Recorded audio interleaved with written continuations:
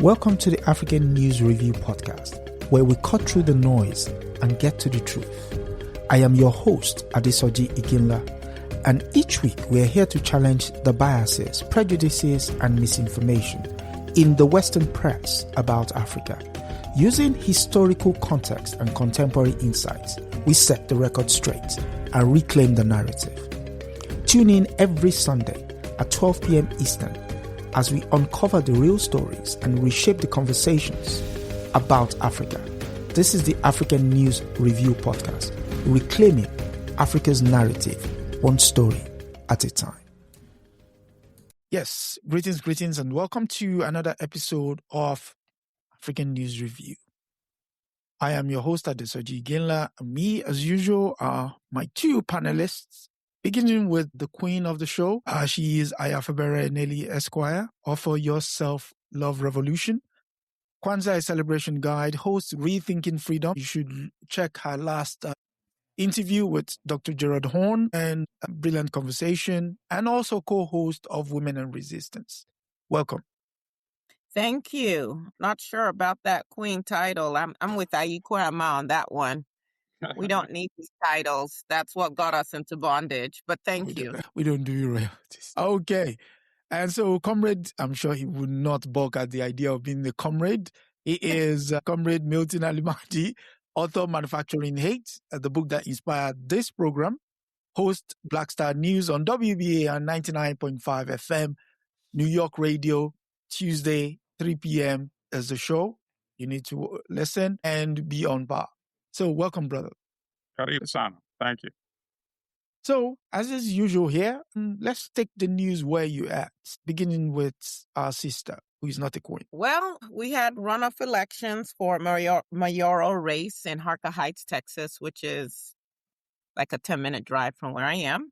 Uh-huh. We had the opportunity to, for the first time ever, elect a Black mayor, elect a Black female mayor, and Black people still didn't come out to vote. So she made it to the point where it was the runoff. She was one of the top two candidates. And from some of the correspondence I directly received, white Democrats were at their white nationalism issues again, because there's always some reason not to support Black people and particularly Black women.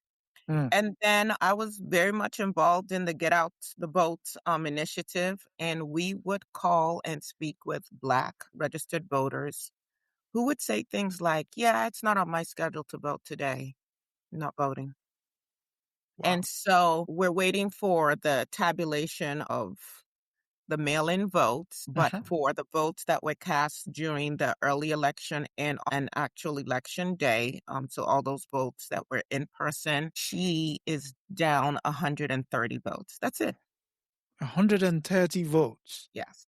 I'm sure you have another 100 and 200 plus people sitting outside of that. Listen, people I might even know personally. It's just not important. And so the question is, given the political climate, really, truly, what is it going to take for us to decide that it is important to have representation of our own? It's important to have a voice, and that just abdicating all power and responsibility is actually not the best strategy. Now, I'm not saying voting alone is going to solve everything. We know that is not the case. But actively choosing not to have a voice, it's heartbreaking. Right. Comrade? All right. So, I mean, that's, the kind of depressing news. I wonder if the candidate, because sometimes we have to, when people are so apathetic, we have to go outside the box. And I think that's what worked for Mamdani in New York. He forced people to stop their apathy by being creative in the type of the viral promotion and advertising that he did. It really inspired people that have never, ever dreamt of ever voting before. So I wonder whether there's benefit in adopting more of that template, and people who would never. I think there is. Yeah, I think there is. I think that older candidates, and I would put myself in that age group, would need to partner with younger people who are cutting edge to be able to come up with those kind of disruptive politics. The Yeah. other thing we have in my area is that we are right next to the largest military base in the United States of America, which was Fort Hood, then changed to Fort Cavazos. And then, Trump's racist regime has changed it back to Fort Hood again because it was named after a Confederate general. Yeah. It was switched to a 4-star Hispanic general. And that wasn't good enough for the white nationalists, Hegseth and Trump. So they found some other white soldier named Hood and switched it back to Hood. And you will hear people arguing, I was born in Fort Hood. This is my legacy. It should stay Fort Hood, regardless of the history. And what I've seen here, and I might get some hate mail for this, is that many of our veterans have been so programmed not to pay attention to politics. Seriously, it is a programming. And so I think that's also another factor playing into where I live, because there are a lot of veterans in my community. Right. And yet, not voting. Look now, we're at war, another endless war, unjustified war, unnecessary war. And I think the automatic draft goes into effect in December of this year, if I'm not mistaken. Yep. All Sorry. right, so on the note of this naming institutions, at least there was some good news from Washington, D.C. It's now reverted back to the Kennedy Center of the Arts. The Trump part was removed yesterday per order of judge. It was supposed to be removed on Friday, but I guess they said because of the heavy rain. But it has been done per court order. So some things still work.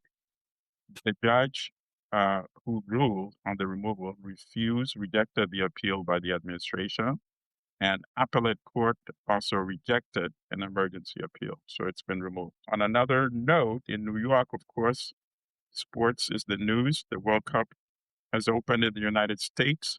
There was a big, exciting game, Brazil-Morocco, in New York, New Jersey Stadium. And the Knicks have won the championship after a drought of 53 years. And then the final news item, I was in Harlem yesterday and met several people, vendors selling books on the street. And one of them recognized me and said, bro, I listen to the WBA show every week. And bro, that sister, she's a badass sister. There can be only one suspect, and that is you, sister. So Harlem sends kudos to you. All right, so I'm done. I can't wait to come visit. I'm going to assume badass is good. So no, I'm just kidding. It doesn't get any more complimentary than that. Well, thank you. We are humbled and honored to be able to speak to some of the issues of our time. Yeah. Okay, bro, so the ball is yours. So in the UK, 4 news stories actually. One is one that gives us pause for thought rather. Justice Jeremy Johnson of the legal bench set aside a 700-year rule wherein a jury direction is ultimately overturned. And there were 4 activists, Palestine action activists, who went into an Israeli firm and took direct action, destroying drones and what have you. They were initially charged with criminal damage, but the judge set aside the jury's verdict and sentenced them on terrorism charges. The entire legal body here is up in arms. They are like, this should not stand. This is destroying the judicial system in the UK. So watch that page with regards to that aspect of the problem. And in Northern Ireland, which is still part of the United Kingdom, unfortunately, due to the colonization of Ireland, racist thugs inspired by Elon Musk and what's his name, Tommy Robinson, went house to house, basically, Nazi style, and they were hunting migrants. And for those who don't know what the demographics in Northern Ireland is, there are 1.9 million people in Northern Ireland, of which there are 65,000 migrants. I say migrants, minority community. And of that 65,000, there is 2,379 migrants. And all of this started when a kid fought another person in the street and they stabbed each other, which led to the death of one of them. And immediately that became the rallying cry for anti-migrant problem. So that problem is still going on, but the police are now onto it. The other issue is yesterday, unfortunately, was the 46-year anniversary of the passing of Dr. Walter Rodney. And to mark the occasion, there was a minute silence at 4 p.m. Eastern Standard Time. And to that effect, everybody knows who Walter Rodney is, but if we don't, he is the great mind behind many books, many of which, or the most famous of which is How Europe Underdeveloped Africa. His widow is Dr. Patricia Rodney. She's a friend of the show, a huge supporter. And can I just ask our audience to, go to Walter Rodney Foundation and show your appreciation of the man's work. And today being I think today is Father's Day, if I'm not mistaken. Next week. Okay. So next week, and you can also gift his books to your loved ones.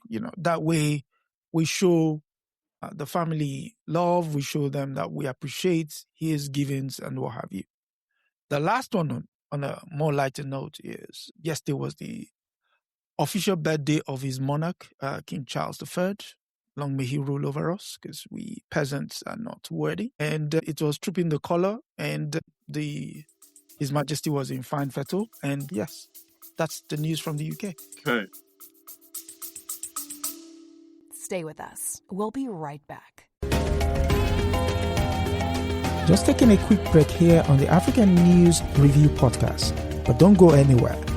If you're enjoying our deep dive into the real stories behind the headlines, make sure to subscribe so you never miss an episode. Every Sunday at 12 p.m. Eastern, we're here to debunk the myths and bring you the truth about Africa. Want to help spread the word? Share this podcast with your friends and leave us a review. It goes a long way in helping others discover the real Africa. Without further ado, let's get back to setting the record straight.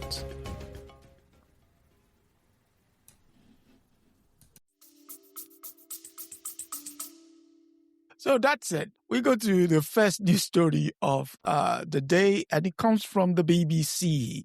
Sister we might have to beg Sister to go gently on this one. And it comes from the BBC, and it's titled, Shell Pumped Oil Through Nigerian Pipeline for Years, Despite Pollution Evidence, Documents Show. British multinational Shell continued operating a major oil pipeline in Nigeria for years, even though it knew it was causing widespread pollution, despite a warning from its own staff that it was outside its own technical standards, internal documents obtained by the BBC show. Across Nigeria's southern Niger Delta, decades of oil spill have led a landscape deeply scarred with wetlands increasingly coated in crude and contaminated sediments. The 60-mile, 96.5 kilometer Nembe Creek trunk line runs near the riverine communities of Bile, which is made up of 45 islands, from inland oil fields to a coastal processing plant site for exporting. And that's the line there. And you can see the creek.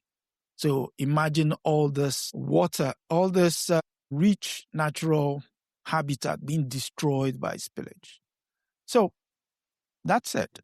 Sister, what's your take, considering you're from that neck of the woods?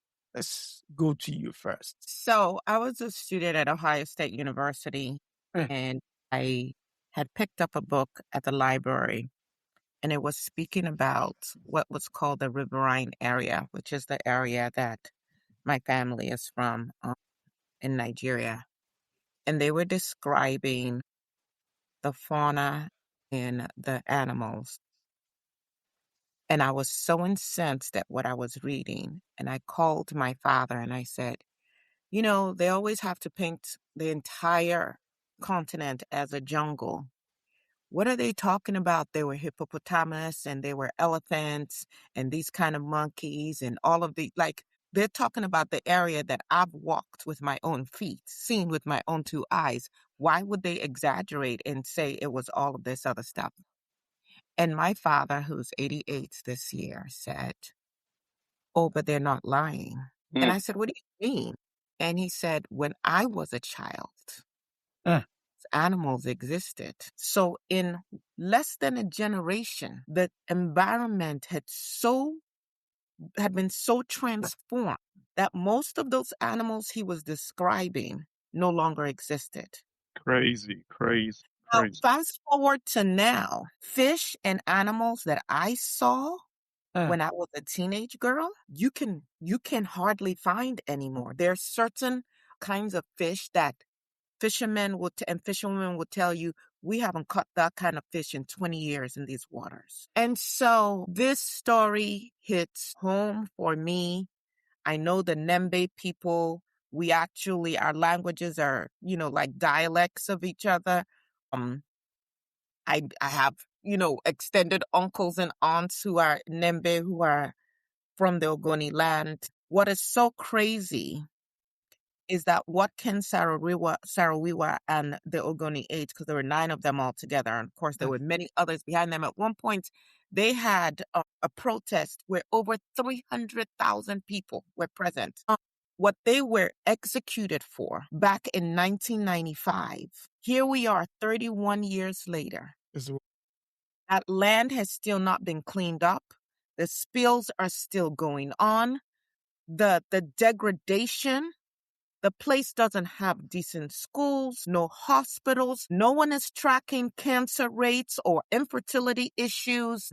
Shell gave $15.5 million to 15 plaintiffs. What is that? I mean, that is the profit they make in a day. 15.5 minutes, maybe. Okay. Mm-hmm. But here's the crazy thing. Back, I believe in 2011, there was finally an agreement that, okay, they're going to clean up the place. Okay. And NNPC was supposed to put in a certain amount of money. Shell was supposed to put in some. Ajip Oil was supposed to put in a certain amount of money. And the Nigerian government was supposed to put in a certain amount of money. Meanwhile, I realized that I can't go into all the stories. You guys have to do a deeper dive. But Shell and the Nigerian government were complicit in executing Ken Saro-Wiwa and the 8 other compatriots, okay? And if we have time, I might read his last words before he was executed. It took them 5 tries. The first 4, I guess they couldn't break his neck, and it was on the 5th try. I mean, just imagine okay. But then, of course, we look at Alabama. Alabama wants to just put a bag over somebody's head and have them inhale nitrogen until they suffocate. I want you guys to see the equivalency in these stories, but also the impact on humanity with all of these stories. So NNPC puts in some of their money, quite a bit. So does Shell. So does Ajip. Guess which party has not put in a dime, a naira, or kobo into the cleanup efforts in Ogoniland? That would be the Nigerian government. Meanwhile, the entity they now created to oversee the cleanup, there's no cleanup that's going on, and there's no transparency or accounting for the millions. We're talking over 500 million that has been put in the coffers towards the cleanup. The people still have nothing.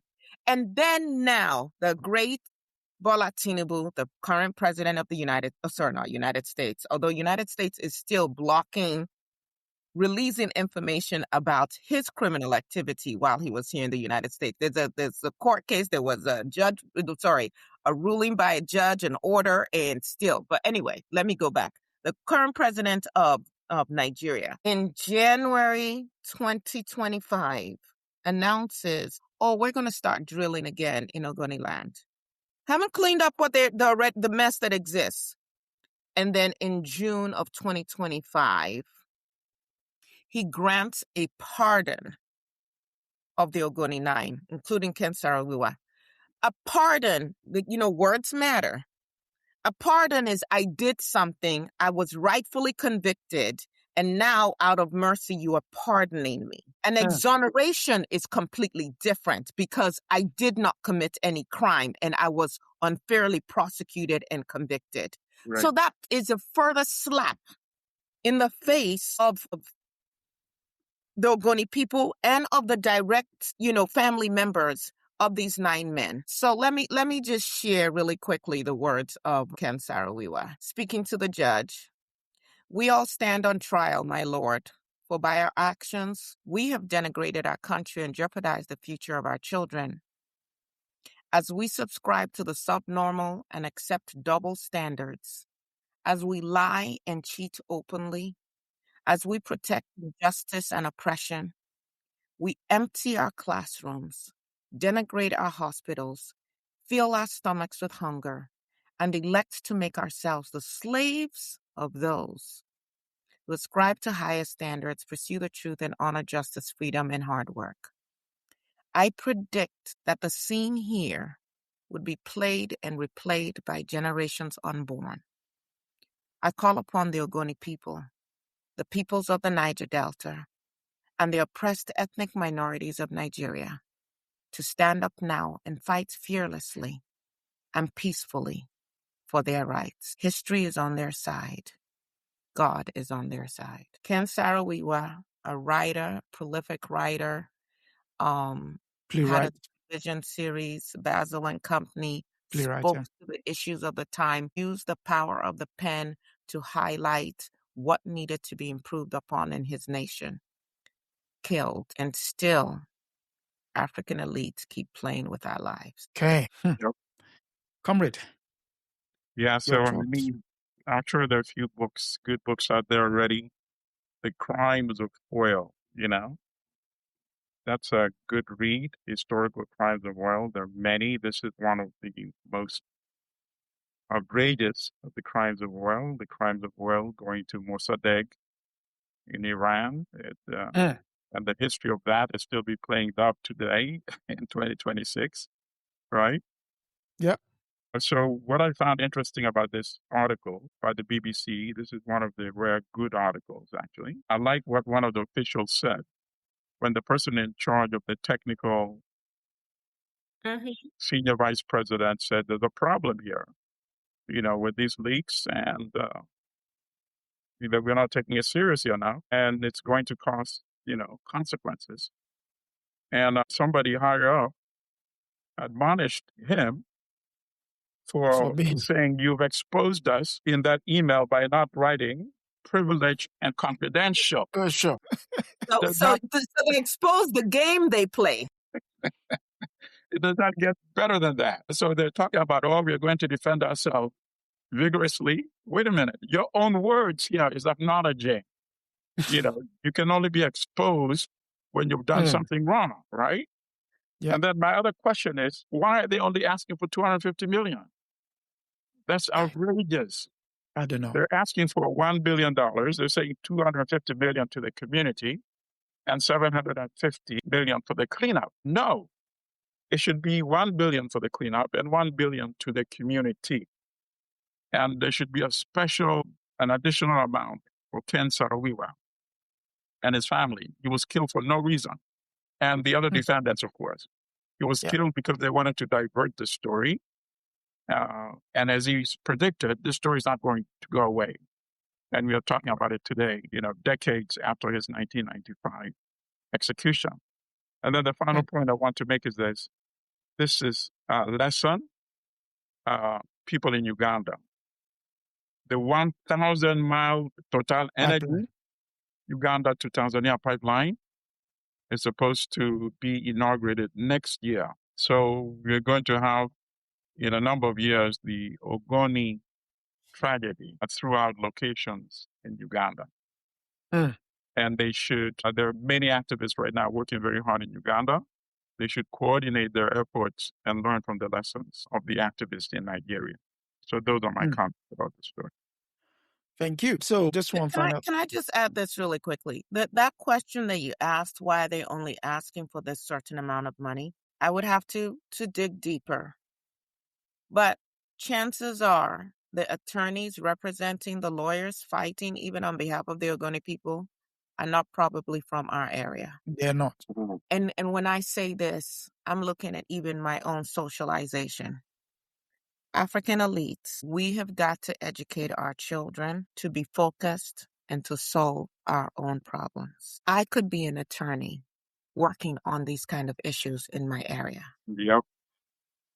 There are many reasons why I'm not practicing in Nigeria, but that's no excuse. And so if it's a firm somewhere with some other people, it's like, oh, well, those Black folk, well, this is enough money. How Right. much more do you need? Yeah. Don't be It's a greedy. British firm. You're right. Yeah. UK. As opposed to we walking there and understanding The problems. the long-term impact. Like the vegetation, the way it has changed in my lifetime, it would take another 500 years for It's it. crazy. It's crazy. That's why the amount struck me immediately as pittance, Yeah. For an oil company as well, an oil giant that's been in Nigeria since the 50s. Which brings me to that. I mean, Shell has been drilling in Nigeria now since 1958. 1958. Oloibiri. Oloibiri, if you see the place called Oloibiri, it's as if nuclear bomb has hit the place. And it's hideous to look at. And yet there are people who live in and around there. So this case hopefully is the beginning of recompense for all the communities. It shouldn't be the last one, nor should it be. I mean, like you said, it's pittance compared to what this companies actually earn out of. Okay, so listen to this. Listen to this. Shell PLC reported an annual adjusted net profit last year of $18.5 billion. Okay? Just 1 year alone. And you're talking $250 million for a destruction lasting for half a century. No. Well, okay. From that story, from that human angle story, we go to another one, and this time from the Financial Times. And it is that thousands of Africans are now fleeing South Africa. Thousands of Africans flee anti-migrant South Africa. About 300 Nigerians are joining wave of immigrants fleeing persecution in Africa's richest economy. At Johannesburg, Oliver Tambo Airport, dozens of Nigerians queue with suitcases, plastic-wrapped bags, and whatever belonging they could carry as they left the country once seen as Africa's land of opportunity. Almost 300 Nigerians join a wave of thousands of Africans seeking to leave South Africa as a surge of anti-migrant violence tarnishes Pretoria's Pan-African credentials and leaves it isolated from many capitals across the continent. So, there's another part here. Yeah. Business leaders have warned that the backlash risks damaging South Africa's economic interest across the continent, where its biggest companies have spent decades expanding. Anger over the attacks have fueled calls for boycott of South African brands. That said, comrade, I know we've talked about this, but it's a bit, what's the word I'm looking for? It's a bit silly that the government is somewhat silent. It's almost as if the government is powerless. There's no mystery behind it, comrade. Yeah. Go on. This is a government that is significantly controlled by the Democratic Alliance, which is the white party, right? Yeah. Yeah. So the Democratic Alliance is in control of this agenda right now. And it's going to be very effective. They have, the article said they have municipal elections coming up in November. The ANC is going to do terribly. The Democratic Party, the Democratic Alliance, the white party, apartheid, right? Neo-apartheid, they found a brilliant working formula. When people are hungry, they want scapegoats and victims. Yeah. So they sat down and they used the same game plan that's been very effective in the United States. You demonize non-Europeans. You say, oh, the problem is because Mexican immigrants, illegal immigrants are coming from Mexico. That's why we have all the problems we have in the United States. And it works to some extent. So the Europeans in South Africa are saying, let's use this template, carbon copy. And it works. When somebody is hungry, somebody is jobless, they're going to go after another vulnerable victim, another have-not, right? This has been studied in psychology for a long time. When you go into some of our neighborhoods in this United States, the victims of the crime are people that look like us. Why? Okay. Because they're in proximity. They're in close proximity. Yeah. And that's what's happening in South Africa. So first, let me make a quick comment on when they say anti-migrant thing.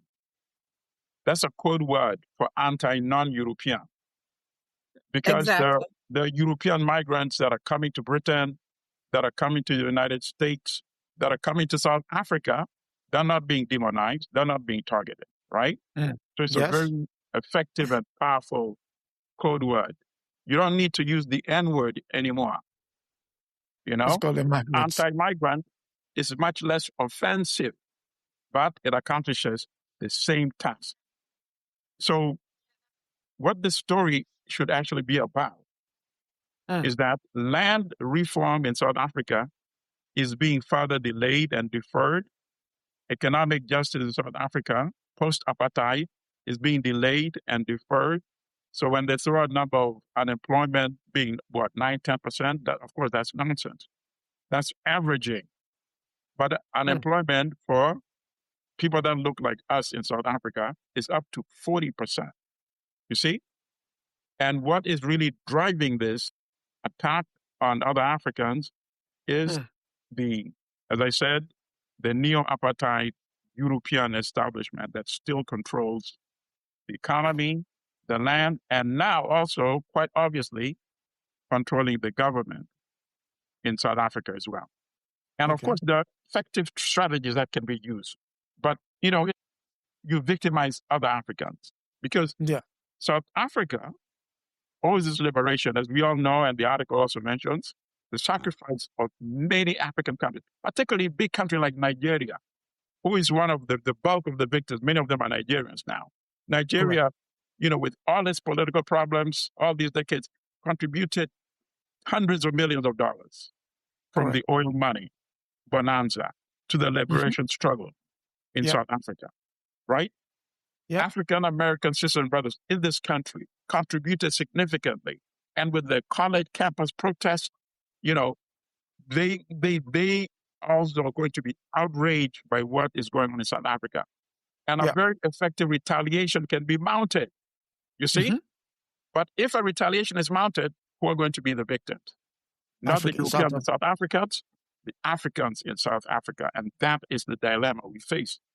But at some point, something is going to happen. They can't just keep taking this kind of abuse one way, They've killed, half a dozen already. So those are my comments. Sister? So a number of things, I agree with everything that Comrade has shared. But we also see, how as the globe gets smaller with social media and our telecommunication means, how easy it is for ideas to percolate. Yes, and to be spread, right? And so, interestingly, the United States of America and South Africa have been trading ideas and strategies back and forth on how to be the most oppressive governments in the world. Of course, I think Israel has kind of taken the crown from them in that sense. But a lot of what South Africa initially implemented was learned from the apartheid system here in the United States of America. Correct. And so you see this president with his white nationalist tendencies, his full-bred racism. And you see this anti-Black, anti-African sentiment sweeping through Europe. And it's not a coincidence. Like, there are specific arms people, organizations that are putting out this kind of information. And then, unfortunately, we buy into this self-hatred as well. So you're absolutely right. Anti-immigrant only applies to Black people because you know what? Everybody else, especially white people, are expatriates, right? They're expats. They are not migrants. We're the only ones who move somewhere and then we're migrants. Everybody else comes in there. Expatriates. Yeah. Sorry, sister, let me interrupt you just 1 second before I forget this. This reminds me of the European guy last year who was tackled in the airport aggressively. I don't know what had happened by security guards. And he was screaming, "Why are you treating me like a black person? Why are you treating me like a black person?" Yep. But go ahead. Please continue. There you have it. So, as you said, Africans from other African countries who live in South Africa are being targeted. But the real issue is that people are suffering. The Black South Africans are suffering. And let's very quickly address why things are what they are. First of all, yes, Nelson Mandela was elected. We have the Truth and Reconciliation Commission, so on and so forth. But the apartheid legacy, that foundation was never threatened. It was never really shifted, right? And so that same economy that existed before so-called democracy in 1994, to some degree exists in the sense that in 2019, the average per capita income among white South Africans was comparable to that of people living in Denmark. And yet for the Black South Africans, their per capita income was comparable to those living in Bangladesh, right? Same country, two very different realities based on skin color. Now, the ANC was quick to adopt neoliberal economic reforms. Yep. But what they never did was actually redistribute wealth. For whatever reasons, they want the world to like them and to say, well, we're not really changing things too much so that IMF and the World Bank and so on and so forth will continue to do business with us. So the inequality actually worsened. So land, mining, finance, manufacturing, all of that was in the hands of the white minority that had accumulated under apartheid was not touched, except for in this way. And that was state capture. And state capture was basically the deliberate looting of everything that worked, spearheaded by ANC leaders. Yeah. So you look And at Zuma. Jacob Zuma's presidency from 2009 to 2018, and the corruption was at the levels of what we're seeing with Trump's regime right now. With the Gupta Just brothers. boldly, the skimming, the kickbacks, government agencies and state-owned enterprises that were captured through the ANC cadre deployment. And so when you bring up that soon the white Democratic Alliance political party is going to be running South Africa again, that is not hyperbole. Because if the people are really looking at what the ANC has done, unfortunately, the leaders of the ANC looked out for themselves. And so with Zuma, you particularly see this relationship he had with the Gupta family. Yep. And the Gupta family has now run to Dubai, where they are fighting any kind of extradition, right? But what they did was when it came to Eskom, the national electricity utility, all kinds of contracts, they gutted it, and then you started to see the rolling the blackouts. Over 14.7 billion in crazy deals and contracts that were written. Transnet, which was for their ports and freight and rail, same thing, they gutted it. South African Airways, remember, used to be like the best African airline for years. Now it doesn't exist. Destroyed from within. And so now when they talk about for 11 years, we have had a negative GDP. Why is that so? Because the very African elites that should have come in and secured a brighter economic future for its people.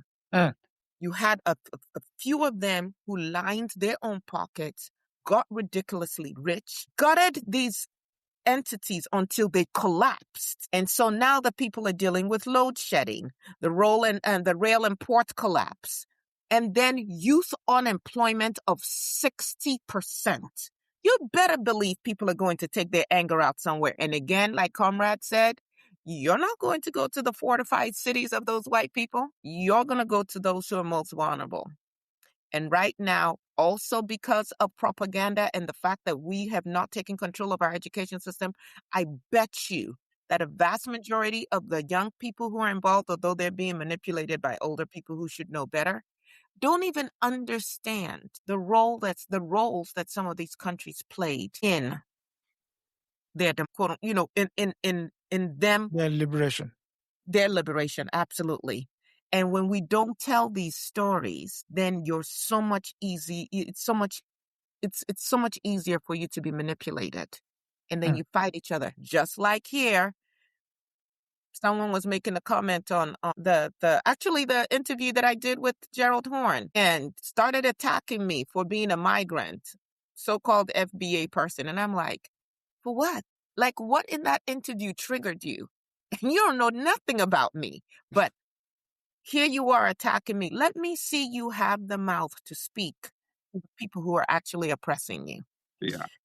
Speaking But of the... that's a well-deserved attack. When somebody's not going to the substance of what you're talking about, that's already a victory right there, But in South Africa, what is happening is exactly what Steve Biko, by the way, for some reason, I don't know if it's because of the heat, I have a fan blowing on my device, but my device is getting very, very heated for some reason. So if I just, at some point, just blank out, it means it got too hot and turned off by itself. But anyway, Steve Biko... Right. It's those pictures you've been posting. So Steve Biko won, and I advise people go to YouTube and listen to Steve Biko interview. It's about 28 minutes. And he says exactly what, sister, you've been discussing. He said, if by ending apartheid, we are saying just replacing the white rulers with black rulers, what's going to happen is that we're going to have a minority of black people who become very, very wealthy, and everything else is going to stay the same. Biko said these words in 1977. Very remarkable interview where a very intelligent young South African killed at the age of 30 by the apartheid regime. So I strongly, strongly recommend that interview. But in a good way, I want to end on an optimistic note. In a way, it's actually good because what is happening, it's going to, once they've exhausted all the scapegoats, there's nobody else to scapegoat, then they're going to turn their focus and say, wait a minute.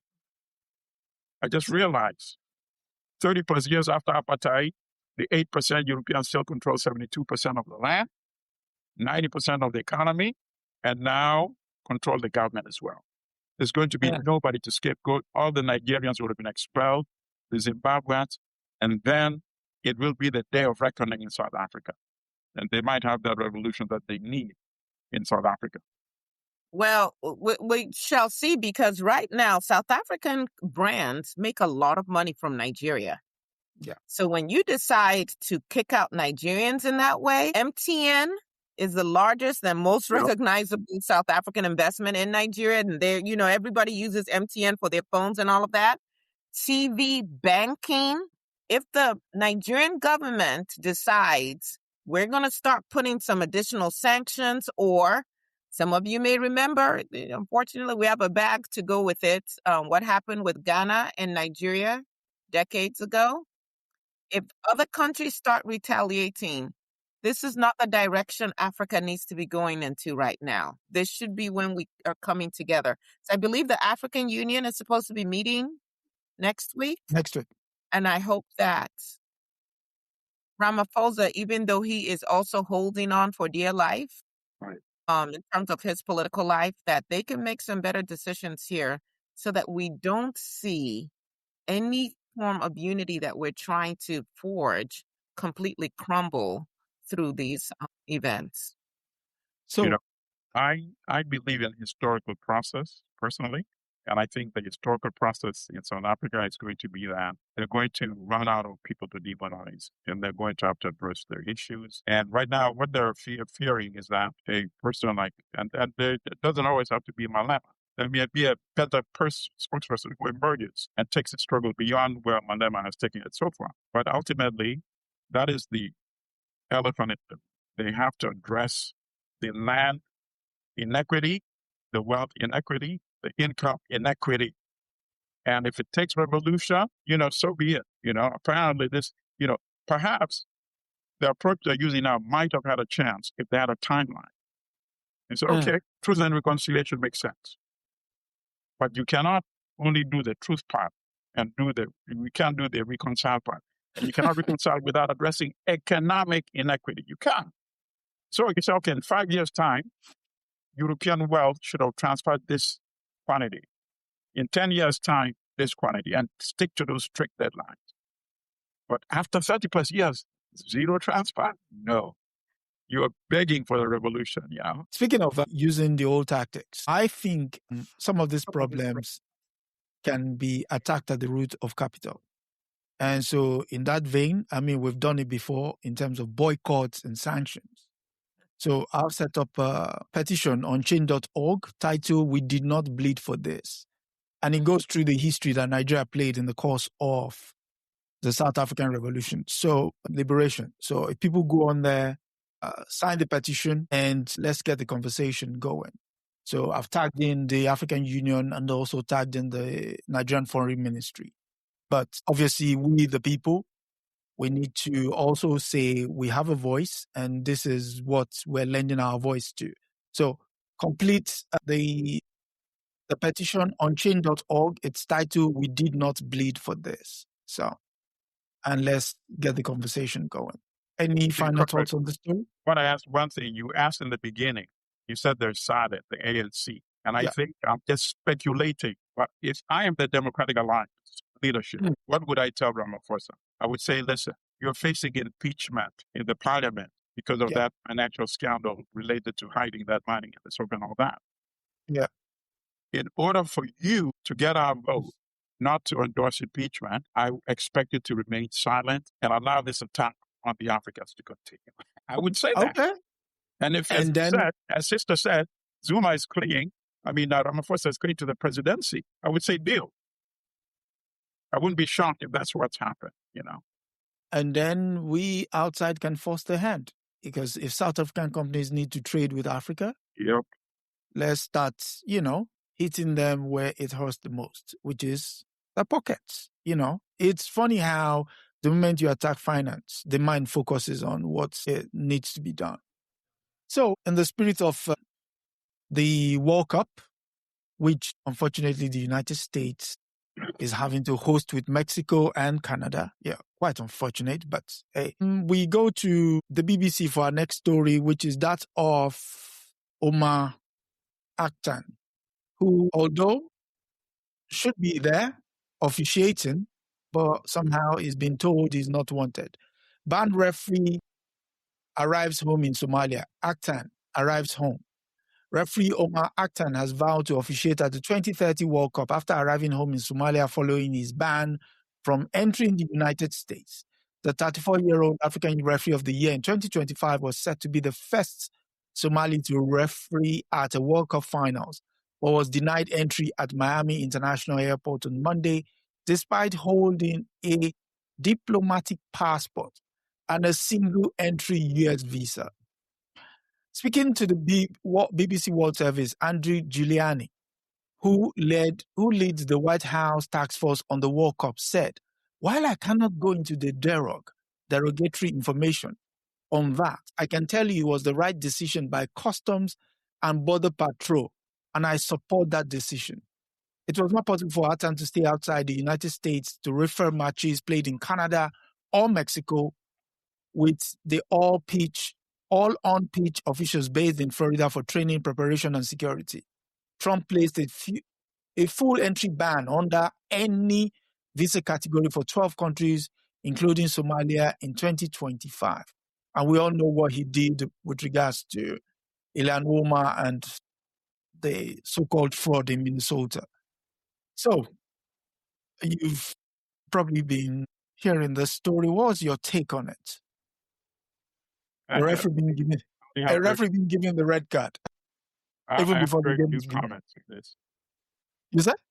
I think there's also some bad journalism here because apparently nobody has asked Omar this question. Were you surprised?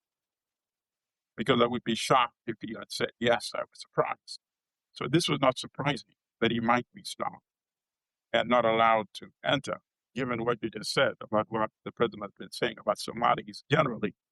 Yep. And even Ilhan, who's a member of Congress, right? Telling a member of Congress to go back to her country where there's nothing, right? And the way he's been demonizing Somalis, who have a sizable population in Minnesota, who, by the way, are also victims of European media in Minnesota that has demonized them collectively for embezzlement that some Somalis were involved in, and not focusing on the fact that the senior officials who supervise all those programs were actually Europeans. Yeah, they could not do. Who was cutting those checks to the Somalis, right? And I feel a little bit of frustration because I know the story effectively, but I'm doing so many other stories that are all as critical as the Somali story. But if I had the resources to land my focus on that story, I would have been able to reverse it and allow so many Somalis who are victimized now to actually get justice in Minnesota. I just can't do it. I don't have the resources. I did a few articles that had some impact, but I need to do, in something like that, you need to do about 10 of them, and it would have the impact.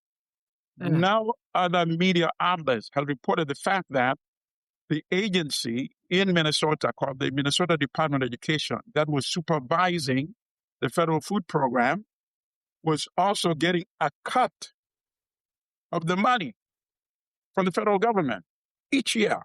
So they had no incentive to supervise that program and to halt the embezzlement because they were getting millions of dollars automatically. The bigger the allocation from the federal government, the larger the proportion of the money that the agency that's supposed to police the program is getting for itself. Only Black Star News has written an editorial about that. So now every Somali has been demonized in Minnesota. Many of them, long prison sentences. The guys who ran the program, none of them has been charged with a crime. I just feel so bad. I just physically cannot commit myself to do what it would be necessary to exonerate them. So now, that's why we're able to victimize a guy like Omar, because the narrative has now been fully established that all Somalis are crooks, But I'm glad that the FIFA is giving him $200,000. Okay, that's that's helpful for the humiliation that he faced, and the guarantee that he will be one of the officials in the 2030 World Cup. Yeah, and also the UEFA, which is the European body for football, has given an invitation to officiate at the Super Cup, which is between the Champions League winner Paris Saint-Germain and Aston Villa, who are the UEFA Cup winners. So, yeah, I think they said they're offering him like 200,000 or something like that. Plus 200,000. But even the 200,000 smacks like an insult. For one, the FIFA president didn't say anything.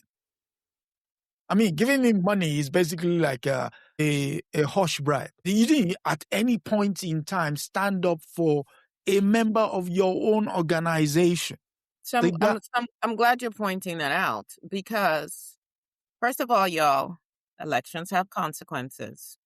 And so the outright ban on people from certain countries, all of them are Black and brown countries, quote unquote Muslim, whatever. Terrorism is happening somewhere else, but the people you target are totally different. FIFA is very complicit in all of this.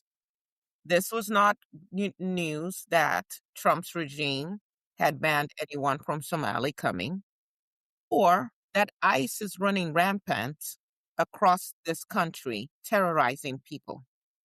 They had plenty of time. I don't know all the intricacies behind the scene, but they had plenty of time to say, you know what, we're going to play these games in Canada and in Mexico because we have an obligation to protect the players, and all of the people that travel with them, and the integrity of the game, and our fans. There are many people across the world today who bought tickets to this World Cup who are not going to get a dime back, and they could not come in because their visas were denied. Because before you go to get a visa, you actually have to prove you have the tickets and the purpose for which you're traveling and requesting a visa.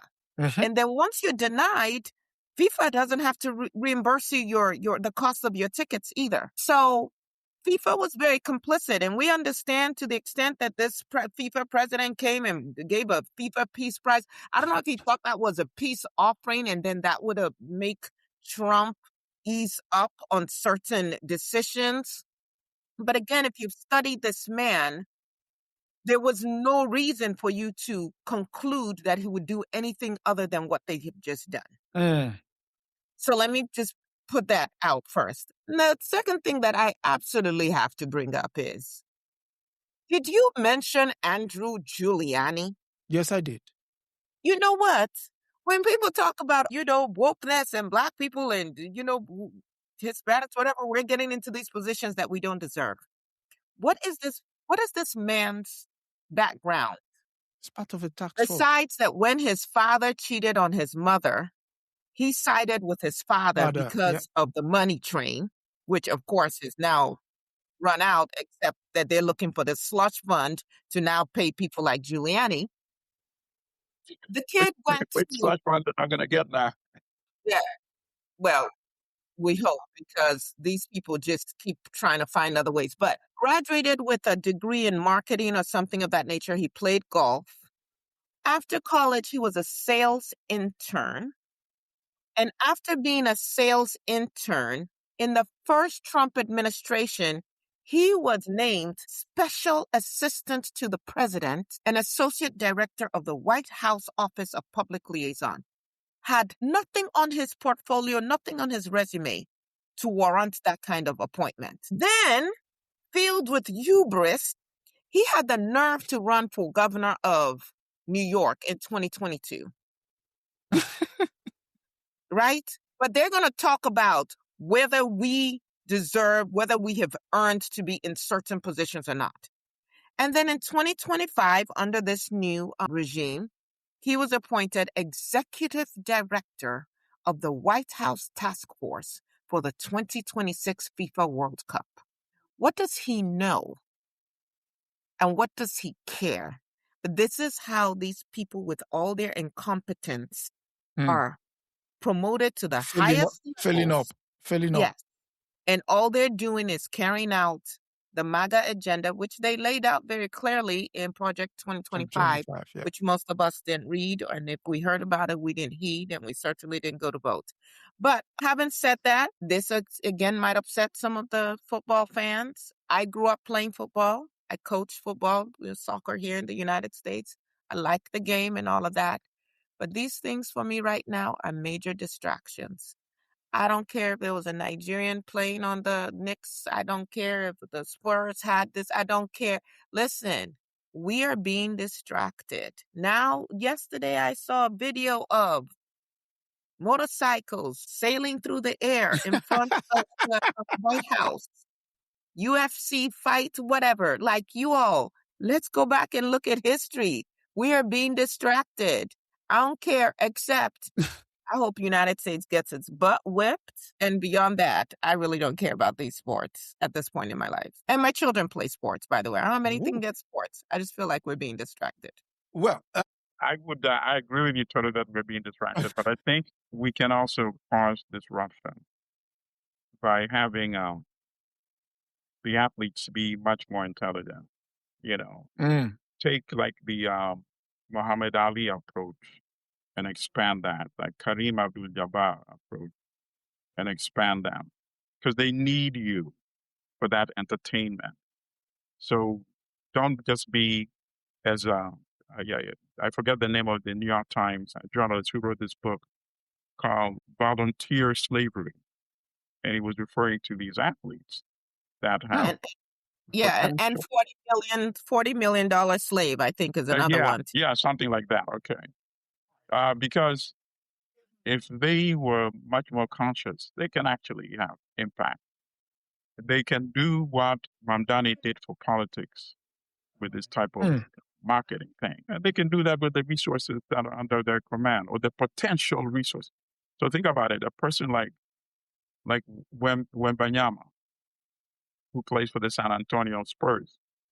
Now they're saying before the end of the summer, he might sign a $600 million contract with the Spurs.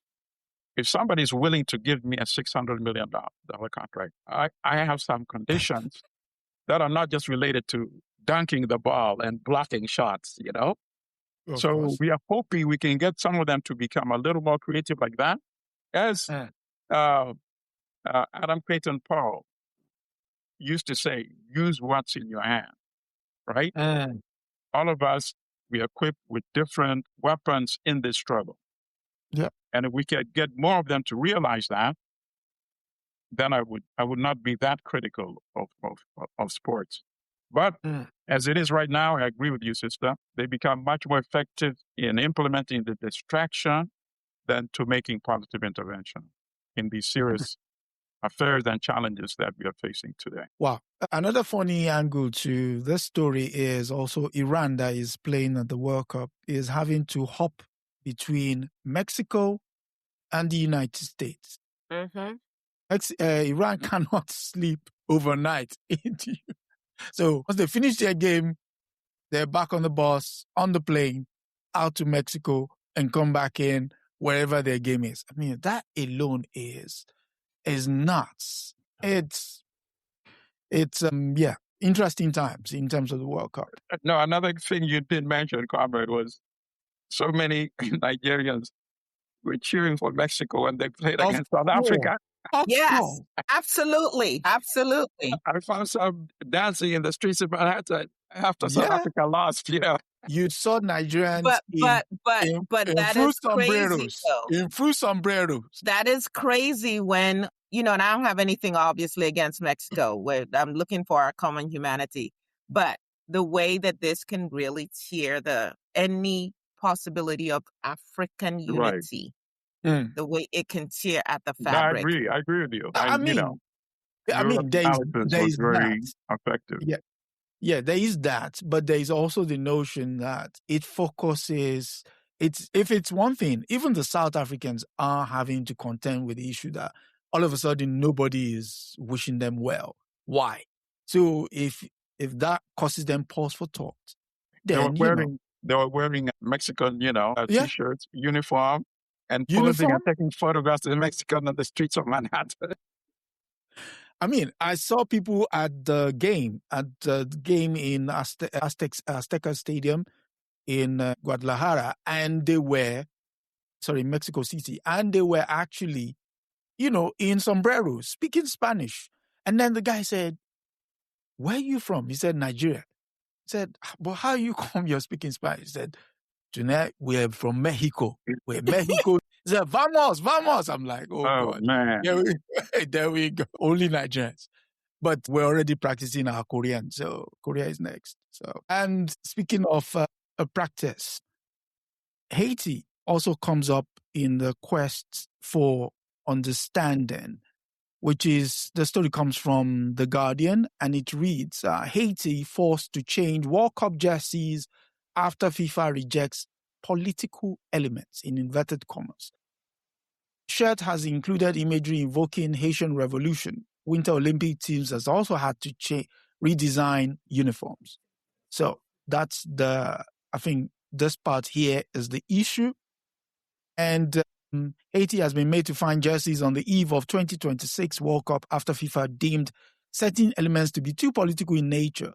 The CONCACAF qualifiers are set to open their group stage against Scotland on yesterday. Unfortunately, they lost 1-0. In a statement responding to the decision, kitmaker Sater confirmed it had worked with FIFA to ensure the design would meet requirements, having even successfully implemented the requested modifications during the mandatory review process. So, where's the issue? Yeah. So the point of contention resides on the shirt's right hip, which depicts silhouettes inspired by Battle of Vertier and the Haitian Revolution. In 1803, revolutionary leader Jean-Jacques Dessalines, who later became the nation's first emperor, tore the white band off a French flag to create a new flag for the world's first free Black Republic.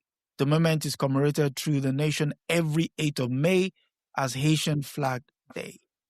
So, we've seen what FIFA has done to the referee, and now they're doing it to an entire country.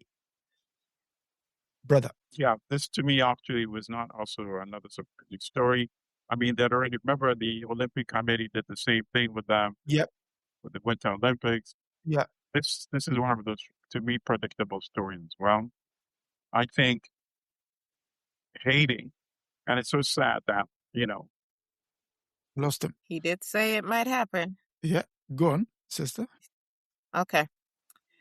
Well, I feel like I need to bring some sunshine, something to our conversation.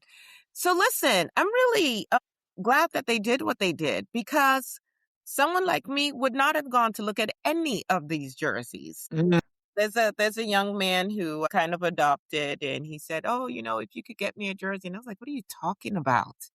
And so he starts sharing, these are things that are not in my mind. But so as a result of them making this brouhaha over it and banning it, I've actually gone, pulled it up, looked in. And so that could be an entry point, an entryway for people to say, oh, what is the big deal?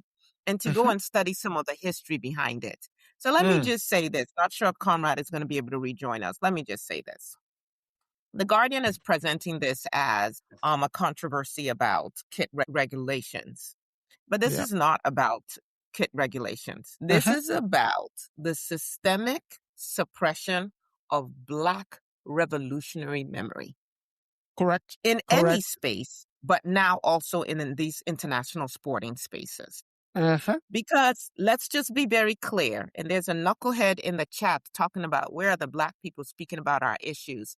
Let me tell you, for all of you who want to come in here and give smoke, you're going to get it all back from me as well, because the niceties are done. If you want to come here and act stupid and ignorant, I'm going to expose your ignorance.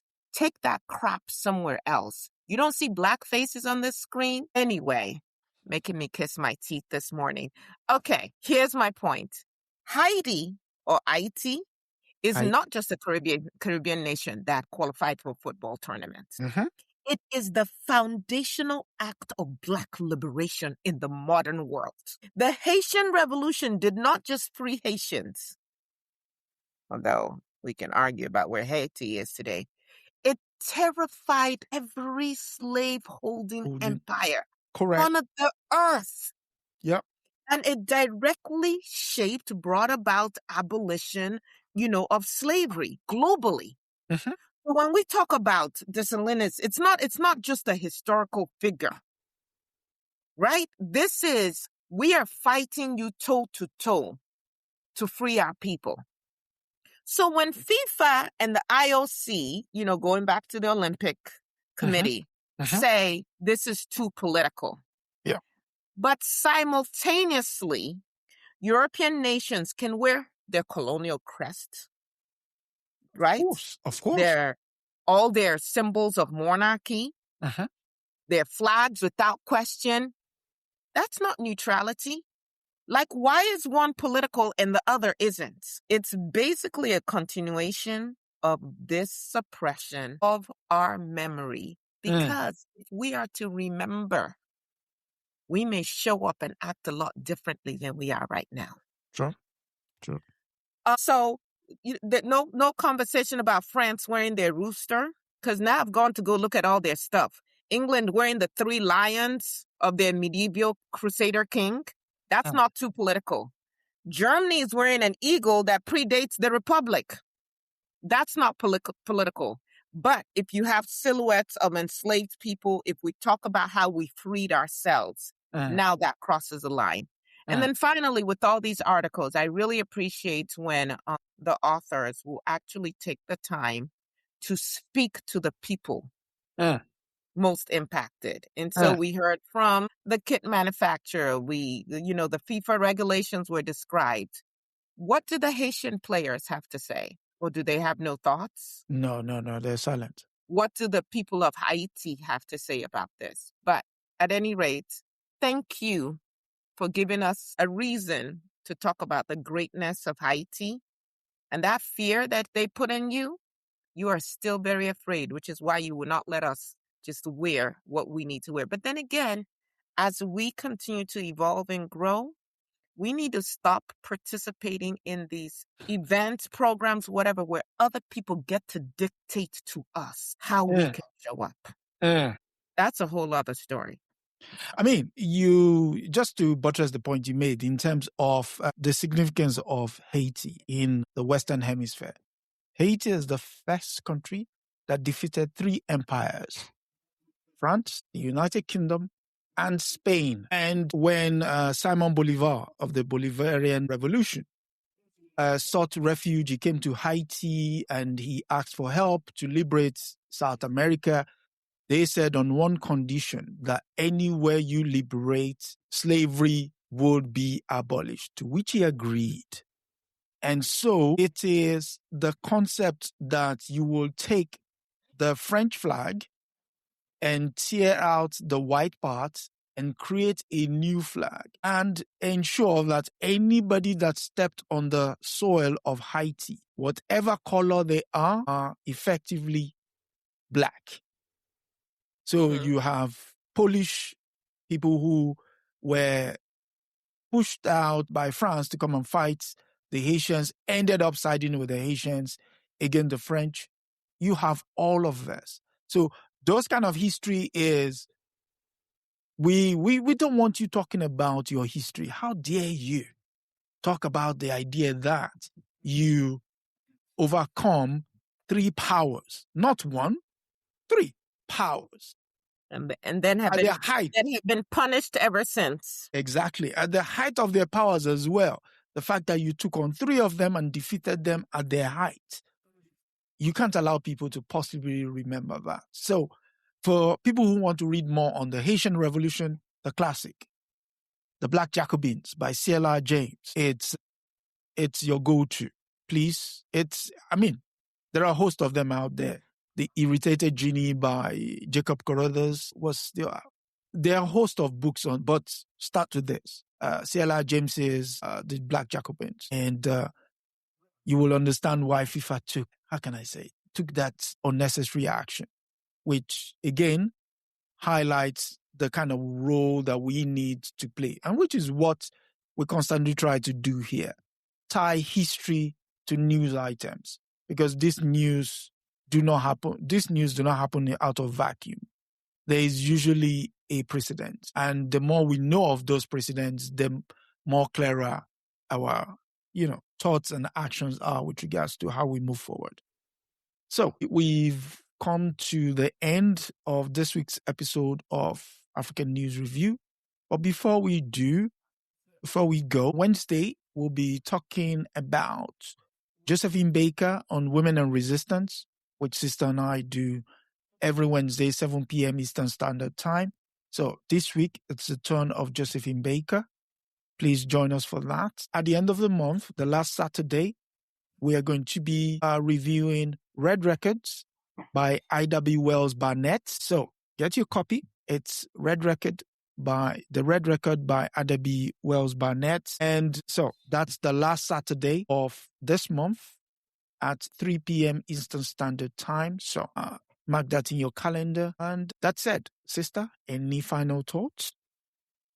As always, thank you for creating this forum. Thank you for all of you who are watching and sharing your comments, because that's a way for all of us to continue to learn. On Monday, tomorrow, right? It's Monday, Yep. Yes. If you tune into Rethinking Freedom, I guarantee you that you're going to appreciate the conversation that I'm having with Anthony Paul Griffin, who wrote the book, The Water Cries. It's one of the most emotional interviews that I've ever conducted. So hopefully y'all will tune in. Okay. That said, so again, it will be Josephine Baker and Women in Resistance this Wednesday. At the end of the month, the last Saturday of the month, it will be Red Record, I.W. Wells Barnett. And Is Josephine coming with the banana skirt? I don't know how Josephine is going to turn up. I'm just going to try and keep a straight face. Turn up, literally turn up. I'm just going to try and keep a straight face. You have failed miserably. I said I am going to try. You have failed every week miserably. I did say try. I did say try. I did say I will. I said I will try. So That said, thank you all for coming through. Until next week, when we come together for another African News Review, it's good night and God bless. That's a wrap for this week on the African News Review podcast. We hope you are leaving with a clearer, more truthful picture of Africa. Remember, every story has another side, and we're here to uncover it. Don't forget to join us next Sunday at 12 p.m. Eastern as we continue to challenge the narratives and reclaim Africa's voice. If you've enjoyed the show, be sure to subscribe, share, and leave us a review. Until next time, keep questioning, keep learning, and keep seeing Africa for what it truly is.